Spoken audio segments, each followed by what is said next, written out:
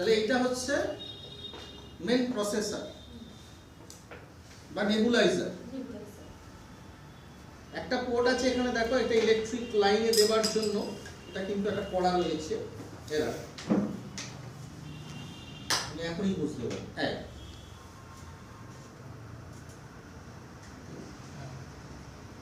আর মেশিনটা একটা air compressor actually, তার সঙ্গে একটা অন অফ সুইচ রয়েছে এবং একটা ফিল্টারের জায়গা রয়েছে আর একটা টিউবিং পোর্ট আছে, এই যে টিউবিং পোর্ট,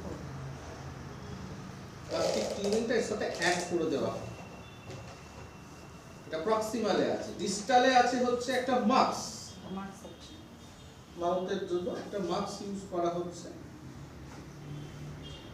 ঠিক আছে। এটা হচ্ছে মেডিসিন কাপ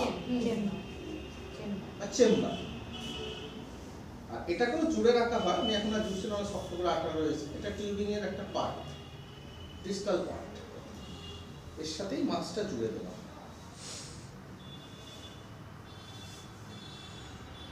এইভাবে এবার যদি আমি মেশিনটা চালাই,